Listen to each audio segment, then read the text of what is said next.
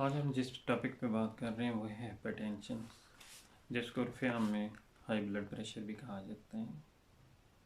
तो ये under developed countries में एक बहुत बड़ा काज है, जिसके कॉजेटिव फैक्टर्स भी नहीं नॉन होते और उसके प्रिकॉशंस भी अननोन होती हैं।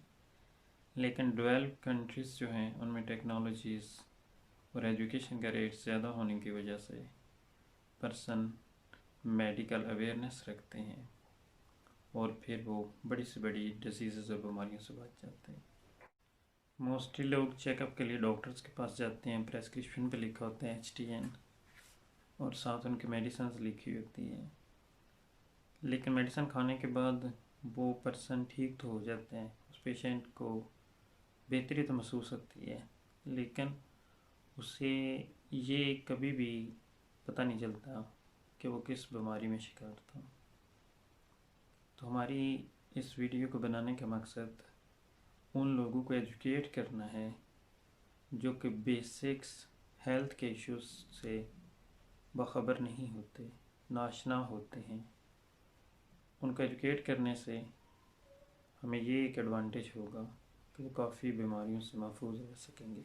तो हम डिफ़ाइन करते हैं हाइपरटेंशन को। Blood pressure more than 140/90 on two separate occasions is called hypertension। अगर पेशेंट अपने फिजिशियन के पास जाता है, वो दो मुख्तलिफ मौके पे उसका ब्लड प्रेशर मेजर करता है और ब्लड प्रेशर की रेंज 140/90 आती है, तो फिर वो डायग्नोज करेगा कि ये हाइपरटेंशन का पेशेंट है, ये हाई ब्लड प्रेशर का पेशेंट। तो HTN की दो टाइप्स हैं, एक प्राइमरी हाइपरटेंशन है, एक सेकेंडरी हाइपरटेंशन है। प्राइमरी हाइपरटेंशन को एसेंशियल हाइपरटेंशन भी कहते हैं और सेकेंडरी हाइपरटेंशन जो है वो 5% अमूमन होता है और 95% जो है वो एसेंशियल हाइपरटेंशन होती है। एसेंशियल हाइपरटेंशन क्या होती है? When cause of high blood pressure is not known. जब ब्लड प्रेशर हाई होने की वजूहात का इल्म नहीं होता, बट रिस्क फैक्टर्स इंक्लूड, तो उसमें रिस्क फैक्टर ये होते हैं, ओबेसिटी है, लैक ऑफ एक्टिविटी है, मोटापा है, वो वर्जिश नहीं कर रहा, स्मोकिंग कर रहा है, पॉजिटिव फैमिली हिस्ट्री है उसकी, डायबिटीज मेलिटस का पेशेंट है, एनेक्शियस पेशेंट है, कॉन्टीन्यूसली वो एनेक्शियस रहता है, वो टेंशन में रहता है, तो ये प्राइमरी हाइपरटेंशन में आएगा और मोस्टली 95% यही होता है। 5% ऐसे लोग हैं जो कि सेकेंडरी हाइपरटेंशन का शिकार है। सेकेंडरी हाइपरटेंशन में तकरीबन 5% पेशेंट होते हैं जिनको सेकेंडरी हाइपरटेंशन होता है। सेकेंडरी हाइपरटेंशन को हम इस तरह डिफ़ाइन कर सकते हैं, when cause can be found, जब उसकी वजह या रीज़न हमें मालूम होती है, उसका सेकेंडरी हाइपरटेंशन कहा जाता है। उसकी रीज़न्स क्या हैं?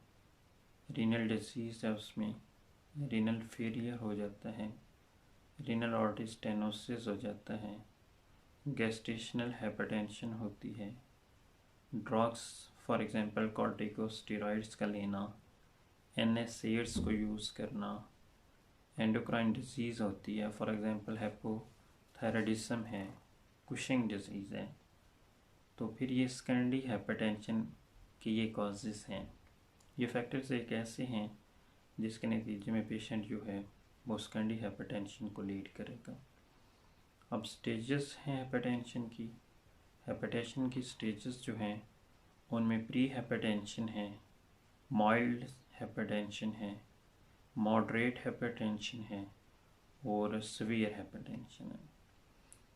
अगर एक पेशेंट का ब्लड प्रेशर जो है 130/85 से लेकर 140/90 तक रहता है तो ये प्री हाइपरटेंशन कहलाएगा। अगर ऐसा पेशेंट जिसका ब्लड प्रेशर जो है 140/90 से लेकर 160/100 तक काउंट होता है तो ये माइल्ड स्टेज होगी। अगर 160/100 से लेकर 180/110 तक है तो ये मॉडरेट हाइपरटेंशन की स्टेज 2 होगी। स्टेज 3 सीवियर हाइपरटेंशन की है। इसमें मोर देन 180 अगर आपका सिस्टोलिक आता है और डायस्टोलिक मोर देन 110 है तो ये स्टेज नंबर 3 होगी हाइपरटेंशन की।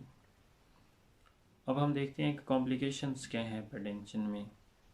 अगर हाइपरटेंशन का एक पेशेंट है तो उसमें कौन सी पेचीदगियाँ जो हैं वो पैदा हो सकती हैं। CVS है, इस्कीमिक हार्ट डिजीज़ है, for example myocardial infarction, heart failure हो जाएगा, मायोकार्डियल इन्फॉक्शन हो सकता है। किडनी है, हाइपरटेंशन नेफ्रोपैथी हो सकता है। रेटिना आई का है, हाइपरटेंसिव रेटिनोपैथी इसको कहते हैं, ये कॉम्प्लिकेशन में हो सकता है। CNS की अगर बात हम करें तो स्ट्रोक हो सकता है, हाइपरटेंसिव इंसेफेलोपैथी हो सकती है।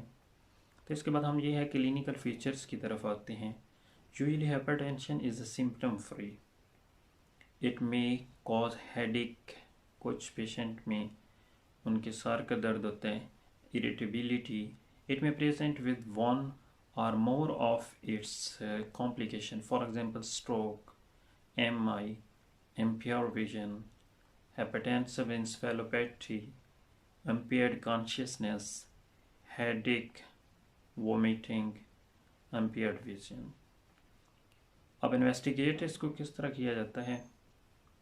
may be done to find the cause or the risk factor of hypertension or to find other complications have occurred or not. It includes chest x-ray लिया जाता है, उससे ये क्लिनिकल फीचर्स में ये भी बहुत है कि इन्वेस्टिगेट हमने किस करना है। पेशेंट का चेस्ट एक्सरे लिया जाता है, उसकी ECG करवा ली जाती है, RBS मीन जो है रैंडम ब्लड शुगर टेस्ट लिया जाता है, उसकी लिपिड प्रोफाइल जो है वो ली जाती है। लिपिड प्रोफाइल में पेशेंट का ब्लड सैंपल लेकर उसमें कोलेस्ट्रॉल के लेवल को चेक किया जाता है, आया कि इसका कोलेस्ट्रॉल का लेवल तो हाई नहीं हुआ। अगर कोलेस्ट्रॉल लेवल जो है वो हाई हो जाता है उसकी वजह से ब्लॉकेज भी बन जाएगी और ब्लड फ्लो जो है वो मुतासर होने की वजह से स्ट्रेस क्रिएट होगा और उस स्ट्रेस की वजह से टेंशन होगी विच लीड्स टू हाइपरटेंशन। तो ब्लड यूरिया क्रिएटिनिन का टेस्ट करवाया जा सकता है, तो अल्ट्रासाउंड हो सकता है एब्डोमेन का।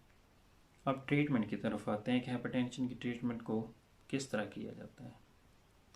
जनरल मेजर्स इसमें ये हैं, avoid smoking, inactivity and obesity. अगर वो पेशेंट स्मोकिंग कर रहा है उसे स्मोकिंग को क्विट करना होगा, उसे नहीं करनी पड़ेगी, उसे स्टॉप करना होगा इमीडिएटली। इनएक्टिविटी को स्टॉप करना होगा, उसे एक्सरसाइज करनी होगी। ओबेसिटी, अगर वो वेट गेन कर रहे हैं, ओवर वेट है और ओबेसिटी की तरफ जा रहा है तो उसे ये भी कंट्रोल करना पड़ेगा। डू रेगुलर एक्सरसाइज, अगर वो स्टेरॉयड ले रहे हैं उसे स्टॉप करना पड़ेगा। Avoid NSAID, steroid, heavy salt intake, salt जो है ये भी एक मेजर फैक्टर है हाइपरटेंशन का, इसको भी स्टॉप करना पड़ेगा। ट्रीटमेंट ऑफ कॉज, जो उसकी कॉज हैं उनका ट्रीटमेंट जो है वो किस तरह होगा, तो उसमें hyperthyroidism is needed in primary HTN। Hypertension जो है उसकी प्राइमरी नीड हाइपरथायराइडिज्म है, तो treatment of complication if present, अगर कोई कॉम्प्लिकेशन है उसकी वजह से हाइपरटेंशन हो रही है तो फिर उसकी ट्रीटमेंट ज़रूरी है, ना कि हाइपरटेंशन की तरफ जाएँ आप। For example MI myocardial infarction हो गया इस पेशेंट को, उसको ट्रीट किया जाता है। स्ट्रोक हो गया है, it is a should be treated, इनको प्रायोरिटी में किया जाता है। फिर ये नहीं कि आप उस पेशेंट को जो है वो HTN की मेडिसिन दें, बल्कि कॉम्प्लिकेशन जो क्रिएट हो गई हैं उनको भी उनके साथ जो है ट्रीट करना ज़रूरी होता है। When drugs of hypertension should be started, अब पॉइंट ये है कि हाइपरटेंशन की मेडिसिन जो है वो कब लेनी शुरू की जानी चाहिए।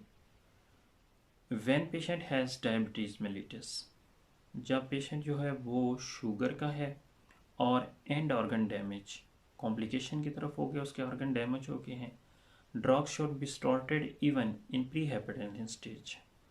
प्री हाइपरटेंशन स्टेज में भी ड्रग को जो है वो शुरू किया जा सकता है। When person has no diabetes mellitus or end organs, then drugs are usually not started in stage 1, mild hypertension, and is treated non-pharmacologically. अगर वो फर्स्ट स्टेज में है, उसके ड्रग्स, उसके ऑर्गन्स जो हैं वो भी काम कर रहे हैं, वो डैमेज नहीं हुए, वो डायबिटीज़ मेलिटस का पेशेंट नहीं है, तो उसको हाइपरटेंशन की ड्रग स्टार्ट फर्स्ट स्टेज में नहीं करनी चाहिए। अब स्टेज 2 है मॉडरेट स्टेज, और स्टेज 3 थी सीवियर स्टेज। तो ये दोनों स्टेज जो हैं, both stages are needed anti hypertension drugs to control it. अब दोनों स्टेज है, स्टेज 2 और स्टेज 3 जो है, इनमें हाइपरटेंशन को कंट्रोल करने के लिए ड्रग्स की अशद ज़रूरत होती है। ये नॉन फार्माकोलॉजिकली मेथड से नहीं कभी भी कंट्रोल की जा सकती। स्पेसिफिक ट्रीटमेंट फॉर हाइपरटेंशन, तो हाइपरटेंशन के लिए जो मखसूस ट्रीटमेंट है वो भी मैं आपको बताता चलता हूँ। बीटा ब्लॉकर ड्रग्स हैं, जिसमें फॉर एग्जांपल प्रोप्रेनोलोल, मेट्रोप्रोलोल, बिसोप्रोलोल, एथिनोलोल, ये टैब्स जो हैं आप यूज़ कर सकते हैं, टैबलेट्स जिनको कहते हैं। नॉर्मी टैब और टिनार्मन 50 मिलीग्राम में भी आती है, 100 मिलीग्राम में ओडी डोज देनी पड़ती है। सेकंड में है contraindications include asthma, diabetes mellitus, heart failure. Calcium channel blocker भी मेडिसिन को यूज़ किया जाता है। कैल्शियम चैनल ब्लॉकर मेडिसिन कौन सी होती हैं? मोलूडीपाइन है, 5 मिलीग्राम 10 मिलीग्राम में ये मिलती है, वो इसको वंस अ डे यानी कि ओडी डोज इसकी होती है। वेरापामल है, और डिल्टेज़म है, नेफेडिपाइन है, और इसके अलावा जो है ECE angiotensin converting enzyme inhibitors को भी यूज़ किया जाता है हाइपरटेंशन को कंट्रोल करने के लिए। उनमें कैपोट्रिल आती है, तो कैपोटीन, कैप्टल 12.5 मिलीग्राम, 25 मिलीग्राम इसकी डोज BD में दी जाती है। एनालेप्रिल 5 to 10 मिलीग्राम, इसकी भी डोज BD में दी जाती है। लेसिनोप्रिल जीस्टर के नाम पे आती है, ये 5 to 10 मिलीग्राम में आती है, इसकी डोज OD में होती है।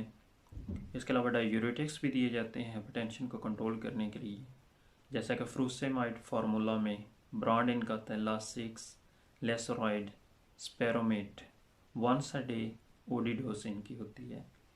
वेजोडाइलेटर्स हैं, for example nitrates, methyl dopa tablet Aldomet 250 milligram में आती है। BD is used for hypertension especially in pregnancy।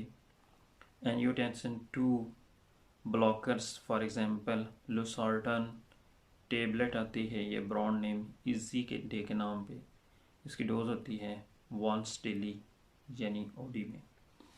अब ट्रीटमेंट ऑप्शंस आपको इन शॉर्ट बताता चलूँ कि कौन सी सिम्टम्स हैं, तो उनमें ट्रीटमेंट जो है फिजिशियन को कौन कौन सा लेना चाहिए। पेशेंट डायबिटीज़ मेलिटस का भी है, हाइपरटेंशन का भी है, तो उसे फर्स्ट प्रायोरिटी में जो अपने ड्रग यूज़ करवाना है वो ACEI is the first choice. ACI angiotensin converting enzyme inhibitor, ये फर्स्ट चॉइस है आपका। मींस इसमें कौन से आप दे सकते हैं मेडिसन्स? कैपोट्रिल है, कैपोटिन है, कैप्टल है 25 मिलीग्राम में, BDS की डोज है, एनालेप्रिल है, लेसिनोप्रिल है, ये आपकी फ़र्स्ट चॉइस होनी चाहिए अगर आप पेशेंट जो है वो डायबिटीज़ मेलिटस का है प्लस हाइपरटेंशन का है। अगर ये नहीं है तो सेकंड आपकी चॉइस क्या है? सेकंड में आपने कैल्शियम चैनल ब्लॉकर्स देने हैं। कैल्शियम चैनल ब्लॉकर्स की एग्जांपल मैंने दी थी, अमलोडिपाइन 5 to 10 मिलीग्राम में टेबलेट आती है, डोज इसकी OD होती है। अगर पेशेंट में सिम्टम्स आ रही हैं कि वो हाइपरटेंशन भी है और एंजाइना के भी है, तो फर्स्ट चॉइस जो आपकी होनी चाहिए वो है drug is beta blocker. Beta blocker जो है उनको दें आप पेशेंट को फर्स्ट चॉइस में। अदर में ACEI दे सकते हैं, कैल्शियम चैनल ब्लॉकर्स दे सकते हैं, लेकिन अगर पेशेंट ऐसा आता है जिसमें हाइपरटेंशन भी है प्लस वो ओबेसिटी का पेशेंट भी है, तो आपकी फर्स्ट चॉइस ड्रग की ये होनी चाहिए, आप उसे डायूरेटिक दें। अदर ड्रग्स में आप ACEI और बीटा ब्लॉकर्स भी दे सकते हैं। सिम्टम्स आते हैं हाइपरटेंशन है प्लस एंग्जाइटी है, या हाइपरटेंशन प्लस माइग्रेन है, या हाइपरटेंशन प्लस हाइपरथायरॉयडिज्म है, तो फर्स्ट चॉइस ड्रग जो है आपका बीटा ब्लॉकर होगा। हाइपरटेंशन प्लस अस्थमा का पेशेंट है तो कंट्रा इंडिकेटेड में आएगा beta blocker. Hypertension plus pregnancy आ रही है तो फर्स्ट चॉइस आपकी होगी मिथाइल डोपा यानी कि एल्डोमेट टेबलेट। कंट्रा इंडिकेटेड में आएंगे ACEI। Hypertension plus cardiac failure है तो फर्स्ट चॉइस ड्रग जो है आपका डायूरेटिक होगा प्लस ACEI होगा। इमरजेंसी ट्रीटमेंट ऑफ हाइपरटेंशन क्या है? When BP is very high, for example diastolic 125 but end organ damage is not present, then it should be lowered within a day. When BP is very high, for example diastolic 125 and end organ damage is present, for example severe headache, vomiting, um, and diplopia, impaired visions, impaired consciousness, HTN encephalopathy, then BP should be lowered within an hour. BP should not be lowered, dropped suddenly, because sudden drop of BP or blood pressure may give damage to brain, kidneys, eyes, heart, etc. The following drugs can be used in emergency. First, infusion sodium nitroprusside, and second, infusion nitroglycerin, Asocat, injection furosemide, Lasix, injection labetalol. एक note है जो कि यहाँ पे आप note कर लें कि क्या है। कैप्सूल नेफिडिपाइन अडालेट के नाम पे आता है, was use sublingually but no idea it is the contraindicated because it may cause sudden drop of BP। ये कैप्सूल जो अडालेट के नेम पे आता है ये सबलिंगुअली अमूमन यूज़ करवाया जाता था, लेकिन मौजूदा दौर में प्रेजेंट टाइम में ये कंट्रा इंडिकेटेड है क्योंकि ये सडनली ड्रॉप कर देते हैं ब्लड प्रेशर को। कार्डियक फेलियर है या हार्ट फेलियर है तो उसमें हाइपरटेंशन को कैसे ट्रीट करना है, कैसे कंट्रोल करना है। It is the inability of heart to pump blood to meet the demands need of the body. ये एक ऐसा इशू होता है, ऐसा एक कॉज होता है, एक ऐसी बीमारी है या एक आप कह रहे हैं कि ऐसा मेजर फैक्टर बॉडी के अंदर मौजूद है जिसमें हार्ट उस पेशेंट का सप्लाई जितनी भी ऑर्गन्स को या बॉडी को ज़रूरत होती है वो पहुंचाने से कासर होता है। टाइप्स इसकी क्या है? It includes the following types: right heart failure, left heart failure, congestive heart failure, CCF, when both right and left heart fail। अब हार्ट फेलियर की कॉजेस की तरफ हम आते हैं कि हार्ट फेलियर किन वजूहात की वजह से होता है, कौन से ऐसे फैक्टर हैं जो हार्ट फेलियर को लीड करते हैं। हाइपरटेंशन है, मायोकार्डियल इन्फॉक्शन है, कार्डियोमायोपैथी है, वॉल्वुलर हार्ट डिजीज़ है, for example aortic stenosis, widening, aortic stenosis, narrowing और वाइडनिंग, VSD, विंट्रिक और septal defects, ASD, ordeal septal defects. ये कैसे डिफेक्ट्स हैं जो कि हार्ट फेलियर का मेजर कॉज हैं। तो या तो फिर उसमें नैरोइंग हो गया है, एओर्टिक स्टेनोसिस हो गया है, या फिर वो जो है वाइडनिंग की तरफ लेके जा रहा है। तो ये सारे कॉज ऐसे हैं जो कि हार्ट को फेल करने का सबब बन रहे हैं। अब हम देखते हैं कि एग्रीवेटिंग फैक्टर्स उसमें कौन से हैं। ड्रग्स हैं, for example NSAIDs, steroids, infection है, फॉर एग्जांपल निमोनिया है, अनीमिया है, हाइपरथायराइडिज्म है, प्रेगनेंसी भी उसमें हो सकती है। क्लिनिकल फीचर्स इसके क्या हैं? राइट हार्ट फेलियर फर्स्ट हम डिस्कस करते हैं। Body oedema specially lower limb oedema, raised JVP, jugular venous pressure due to damaging of blood. Third, pain upper abdomen due to liver congestion, anorexia, dyspepsia due to GIT congestion. Left heart failure, shortness of breath, which may be exertional when stored on exercise at stop, only lying flat on the bed, orthopnea, during sleep, malaise, feeling of weakness, fatigue, tiredness. Investigate किस तरह करेंगे आपको, आप इसको किस तरह investigate करेंगे, इसकी इन्वेस्टिगेशंस क्या हैं उनको हम डिस्कस करते हैं। Investigation includes chest X-ray, may show cardiac enlargement.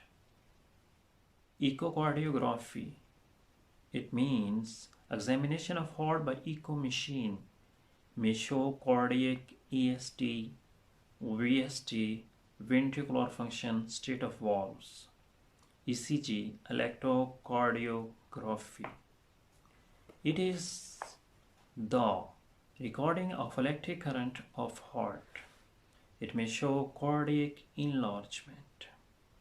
Treatment, it includes general measures, decrease intake of salt, avoid severe exertion, NSAIDs, steroid, correct anemia if present, treat of cause of cardiac failure, for example AST, MI, etc.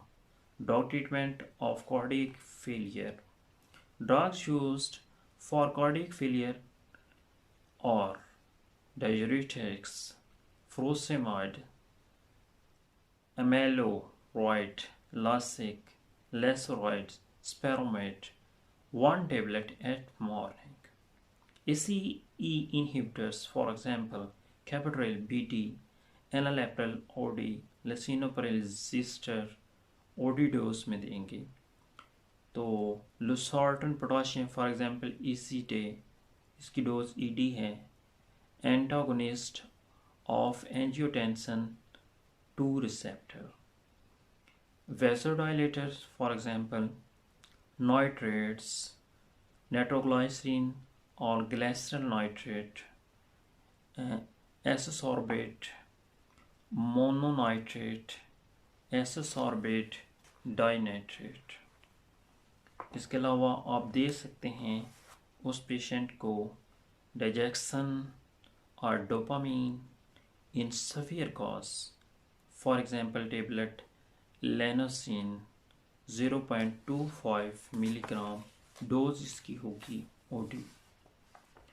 Cardiac arrest and CPR, sudden and complete loss of cardiac activity is called a cardiac arrest. There is no pulse and no respiration, breathing, and patient is unconscious. Causes of cardiac arrest. There is a ventricular fibrillation, rapid uncoordinated ventricular contraction, or cardiac asystole, absent contraction of the heart due to blockage of conduction. Causes are heart attack, MI, myocardial infarction, electric risk, tension, pneumothorax, cardiac tamponade, decreased cardiac movement due to raised pressure around the heart in a pericardial space. Toxicity of drugs, thromboembolism, pulmonary embolism, hypothermia, decreased temperature of the body, hypoxia, decrease oxygen supply, hypokalemia, decrease potassium level, hypovolemia, decrease amount of blood. Treatment of cardiac arrest. First, confirm the diagnosis of cardiac arrest, for example, unconsciousness, death-like condition, no response, no respiration. Then call another person for help and start basic life support, which includes CAB, compression, airway, breathing. C for compression, E for airway, B for breathing. Number. Put the patient on ground. Rigid surface and start chest compression, cardiac massage. Keep both your hands on the lower chest, lower sternum, and pressed on chest at a regular rate, 100 compressions per minute. Raise the chin and extend the neck. See the airway, mouth, nose, and clear it from secretions, for example, blood or vomits. Start mouth to mouth breathing. Close nose when you are putting air in his or her mouth. Other better way is giving breathing by umbo bag if available. Give 2 breaths after every 30 chest compressions. CAB procedure is called a CPR, cardiopulmonary resuscitation. हम बात कर रहे थे cardiac arrest के बारे में, तो इसके टॉपिक को हम मज़ीद कंप्लीट करने के लिए नेक्स्ट वीडियो में बात करेंगे। उस वक्त तक अल्लाह।